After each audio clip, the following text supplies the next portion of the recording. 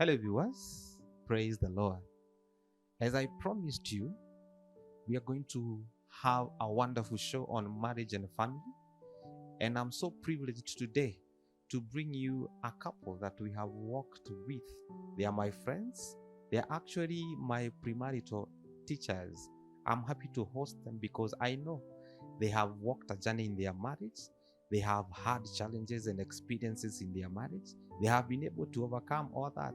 And one thing that I know is this, that they are still together. And we bless God for that. Help me welcome the Mongais.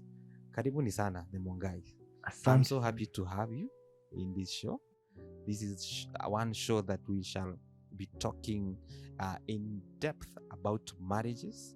And I'm so happy that you have availed yourself to share your journey in marriage and your experiences so that we can be able to, salvage a marriage somewhere. Sure. So welcome. Kindly introduce yourselves to our viewers. Mongai himself. Thank you, Mr. Ken. We thank God for this day. We are the Mongais. My name is Stephen Mongai Karware. I'm born again, Christ is Lord. I am privileged to be here and to talk about my marriage, our marriage, and I know for sure someone out there will be helped by our story and our marriage life that we have come. We are now at almost 13 years old. Wow. In marriage. 13 good years. Yes, and we thank God. We are blessed together with Nancy, who is my wife. We are blessed with 3 children. That is Princess Abigail Jerry Mongai and Princess Zipporah Wanjogo Mongai. Wow. And one prince called Prince Tefila Megwe Mongai. Wow. We thank God. Thank you. That's a quite an introduction. Thank you. We bless God for that. We thank And now to your beautiful wife, Mrs. Mongai. I'm Nancy Wanjiko Mungai. My husband has said that we've been married for close to 13 years now. Wow. 16th of May is when we'll have the birthday of moving from childhood to teenage in marriage, because 13 is the age of teenage. So we'll very soon be teenagers in marriage, and we thank God for that. He has introduced our children. We are 2 girls and a boy, and we thank God. It's not been easy, but we have seen the hand of God through this journey, and we thank God for that. Nice. Yes. All right, thank you. Our viewers, now you're familiar with our guests of today. And now, to them, let's dig deep into their marriage. How did you two meet? And who started what? Yeah? Mr. Mungai, Yes. how did you two meet? Me and Nancy, we were in the same college. Okay. We went to. I was doing engineering. She was doing food science. Mhm. Food science. And then it happened that we used to meet in the Christian Union fellowships and all that. But we didn't have anything. We didn't have any friendship or even a close relationship. But one time we were going for a mission. She had just cleared her paper. Personally, I was still in school. I remember I was from attachment. I went I was going for that mission. And it happened in the mission bus. I was going to the mission. Okay. We sat together and we started talking, and that is where our journey started. Oh, wow. Yeah. It started on a bus. It can start anywhere. Yeah? And so, how long did you take before maybe she said yes? Was there some struggle like we always hear? Yes, there was. There were struggles here and there. We had issues, as many relationships may have issues here and there, ups and downs. And we realized that that this is life. At some point when you want to give up and someone else tells you, no, you don't give up on this because you have a wonderful girl. Wow. And one of my uncles, who was also a mentor, one time he told me that, this girl, don't let her go. Hold to her, because she's a treasure. He could see Yeah. more than I could. Yeah. Sometimes we as young people, we want to see only the physical and all that, but for him, he saw more than that. Wow. And now is the time I'm realizing some of this treasure. Okay. Yes. Wow. Thank you. So here is the man. You've never, interacted with him in that area of relationships. How did you react when he proposed to you? I can say that way before he proposed, there was the journey of us being friends. Okay. Like he has mentioned, we were in college for 3 years. And actually for those 3 years, we knew each other the way you know people in CU, Christian Union, you know that's Ken Campbell. Yes. But you've never really had the interest of, having interacting. Yeah. Other than maybe just saying hi, because you know that is Steve. Yeah. So other than that, we had not interacted before in the entire 3 years of college. But this time, when we were in the bus, like he mentioned, actually the mission was somewhere in Uganda. We crossed the border close to Uganda. Okay. Because I remember at some point after the mission, we've cut that border just for the sake, and then now we went back to the bus and left back for Nairobi. Okay. So this time in the bus, I was supposed to sit with my friend. She's called Christine. We were in together in the Christian Union, and she was a close friend. Apparently, the seat that Christine had kept for me, somebody else came and sit in the bus. So I was there. I was a very happy person back then. Okay. So I was there shouting in the bus, "Who has an extra seat?" And that's when he woke up and said his seat is not taken. The extra seat on his side is not taken. And so that's how I ended up on that seat. Wow. And I can't say the journey was we were not so conversational because we were not so familiar with each other. Okay. But after now the whole mission was over, he only invited me to come for youth conference in Word of Faith Church Kiambu. Back then I used to fellowship in Word of Faith Church Moja. Okay. So he invited me to come for the youth conference, which was in December. So the same month we had gone for the mission. Yes. So I think I can only say our journey started now officially maybe after several months after the conference, because even after the conference we were still friends. And if I can put it that way, we had not struck anything out. So we continued as friends, and he continued inviting me to this church. Yes. And I would come and go back, and because we had like 3.5 years between the day we went for the mission and the day we got married. It was a span of 3.5 years. So I can't say like we kicked off immediately. We started by being friends, which has really helped our journey. Yes. Because if you don't get married to a friend, then many people who don't get married to their friends, they really struggle in marriage. Okay. Yes. All right. So how long did you date? You two date before you decided now let's start the journey towards our wedding day? Okay. So maybe the dating can be like 2 years. Like I've said, it's a span of 3.5. So 1.5 years was mostly the friendship. Zone. Yes. The friendship zone. Yeah. And then now 2 years was dating and courtship combined. Of course, dating first, then courtship. Yes. And one thing that really helped us, and I can advise that to many couples who are not married, and they are looking for suitors, I would advise them to actually be real. I would advise them to be very real to one another. Okay. There's always this hype in the youth of dressing up when you're going for a date. Yeah. You want to dress up. You want to look the part. You want to hire impress a car. You see? You want to car hire. You want to car hire, you want to do all those things, Yeah. even borrow a suit, borrow a Yeah. dress.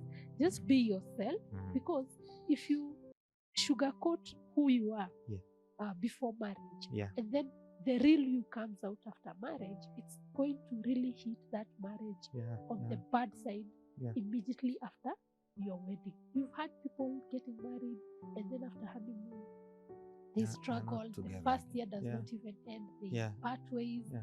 because of sugarcoating initially when they were dating. So I was sorry to the extent that I never hid any of my weaknesses. You know, strengths are always there. Yeah. They'll always be seen. Mm. But you see, you should also never hide your weaknesses. Let the person know you for who you are. Yes. So I can say that really helped us, Mhm. because back then my dad used to have anger issues, and my mom used to tell me, Nancy, if you're not careful, Yeah. you'll end up the same path your dad had gone through.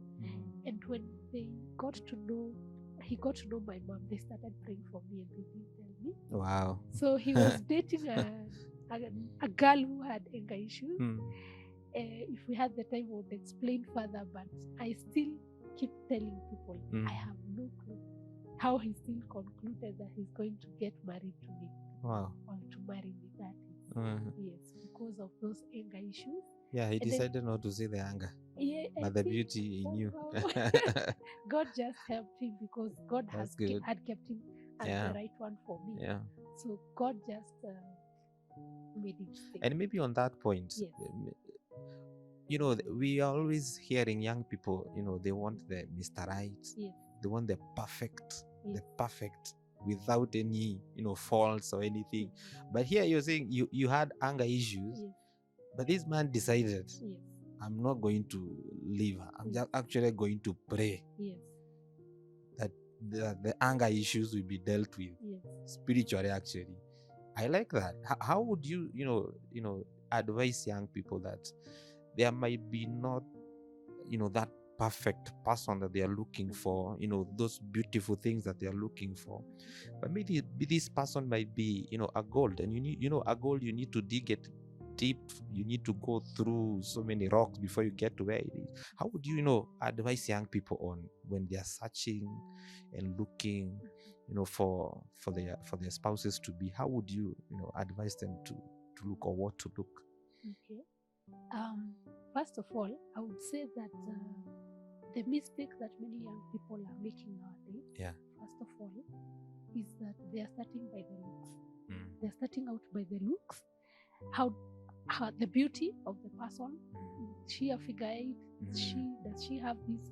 Yes. I remember before we met, Mhm. where I had gone for attachment, one of the companies, I had gone for attachment. There were two men. I had to plead with my manager to end my attachment before its time.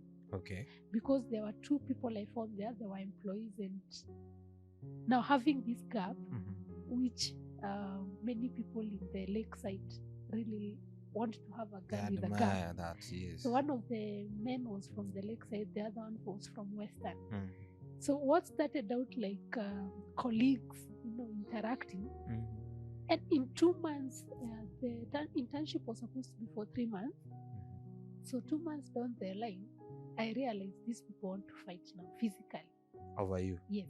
And so I had to go to the manager and tell the manager, a recommendation letter. I don't want to create a fracas in the company. Yes. And because he had actually witnessed, it was that serious. He had actually witnessed. Wow. So we saw that as the right move, and he wrote me a recommendation letter, and that is when I left the company. 2 months, 2.5 months, with half a month to go. Wow. Yes. So one thing I would say, using that example of those people who are looking at the teeth, or like the beauty of the teeth, never look at a girl basically physically the way she is, because 40 years in marriage, 50 years in marriage, especially for a woman who is to carry babies, they will not look the same way they used to look when they were young. it. Yeah. Age will change them. Life will change them. Mm. Pregnancies will change the Yes. form of the body, Mm. and age will catch up. So True. I always say, if you marry the looks, when the looks go away, then your marriage is over. I Mm. also say, for the ladies who say better cry in a Mercedes than smile on a bike, I always say that Mercedes Mhm. may go. Yes. Several years down the line, the Mm. same person you married because of that wealth Mm. may lose the wealth in one form or Yes. the other. We have had such cases. Yes. And so, if because you got married to the wealth, not the person, when the Mhm. wealth goes, that's where you hear the lady left the husband, Yeah. because she wasn't married to the person. Mm. So be real. Don't put your best foot forward. Put all your feet forward. I That like is what that. I I saying. like that. Yes. I like that. This is what Adam said, bone of my bone, flesh of my flesh. Do you know he saw in the inside first? Because we don't have bones from the outside. He saw the bones first, and then the flesh. So I think we need even the young people to now start looking more of what is inside than more of what is outside. Because like you're saying, sometimes there will come a time and those things, they will fade away. The wealth will fade away. The handsomeness will fade away, probably. The beauty probably will fade away.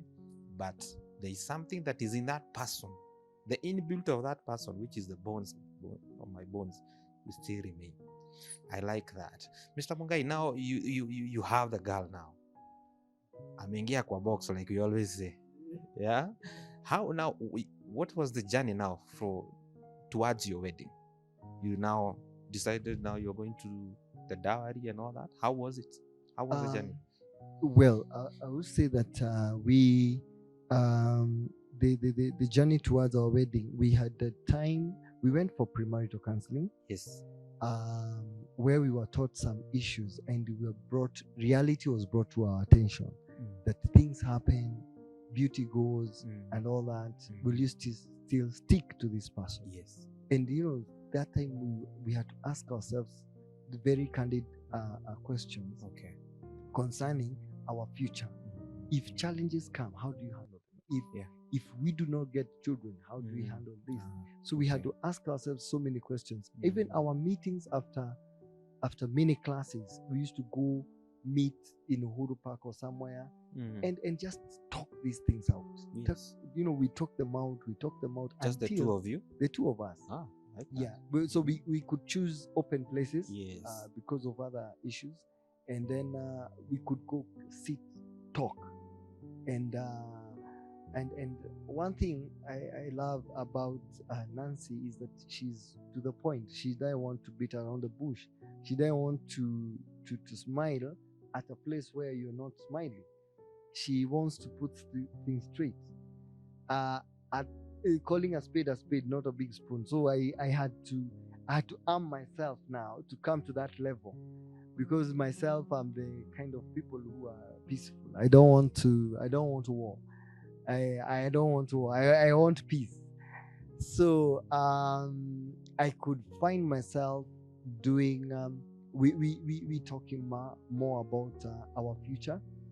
And when I realized how focused she was, I was like, yeah, I think I need someone who's more, because when you realize you have that weakness, and you have someone who has that strength, where you're weak and she's strong, now you don't let her go.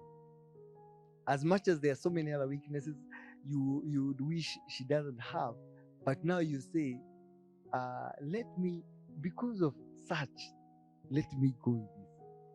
And personally, when we walked that journey, we had many times talking, and but we also realized that our lives would not be complete without us now announcing to the public what our intentions were. So we had to come. We had one youth pastor in our church, and we had to form a group of people who wanted to get married. so we were praying for one another. We used to have some keshas somewhere in the church and pray. And out of the 3 couples that we were praying, only us that went through. Only us went through. The others, some broke and some didn't make it. But we thank God because we started on a foot of prayer. I go back to prayer, the foundation where you cannot miss it. When you involve God and let God be the part of, be the center place of your relationship.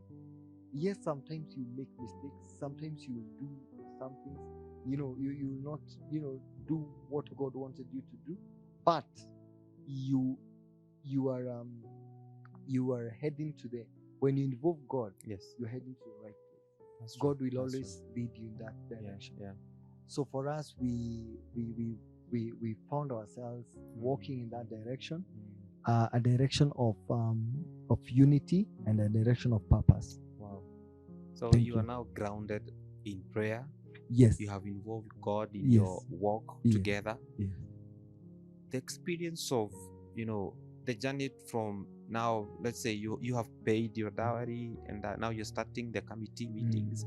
What are the challenges that probably you would want to share that you encountered? Maybe Nancy can tell us at that point. What are those challenges, maybe 1 or 2, that you encountered when you're doing your committees that you would like others not to go through? Maybe I can open by a very strange statement. Okay. And say that I think it's a wave of nature that has taken up in the area of marriage, Okay. where many youth want to do a grand wedding. You want your wedding and everybody to talk about your wedding. Yes. And so you want to make it so big, but the financial capability to do that does not really allow. And much later, I've come to realize over time that even if you want to marry your spouse, and now this one, I'm telling the ones who are not yet married, Yes. and are not in a position to do a grand wedding, Yes. that other than the wedding in Cana of Galilee, which we know, Yes. there is nothing that prevents you to go through the entire phase of dowry, the blessings of the parents. Yes. That one is very important. Yes. The dowry process, because even we have people in the Bible who took dowries. Yes. And also the blessings of the parents are very important. True. And then with that, with your parents, because I've seen a few people do it and they are criticized for that. So I'm here to say that there is nothing wrong with coming now with those parents from both sides and the few friends. Yes. And even coming now to the leadership of the church, Okay. and asking to be blessed even on a Sunday service, because True. I also know of a pastor friend who is in Kisumu, Yes. who once told me that there is a couple who went to him and they told him, we are not in a capability to do a big wedding, we just want you to bless us on Sunday service. Yeah. So he told them, come with your parents, come with your friend. And then he started announcing the way we announce wedding.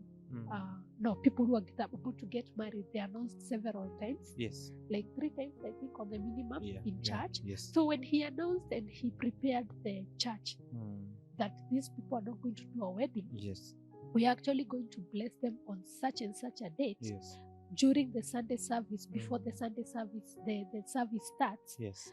Now it's the church that was touched. Okay. So when the church was touched, they bought biscuits and they bought juice and they bought a cake. Wow. And they also bought a dress and a suit for the guy. So they were blessed during the church service, and then they were in a suit and a bridal dress, and then they did biscuits and juice, and the wedding was over. Yeah. You see, that did not prevent them from becoming a husband and wife. True. It never prevented them from going through the marriage, with the blessings that they ought to have gotten, the blessings of the parents, very important, and the blessings of the church. The church, yes. Yes, the blessings of the spiritual father.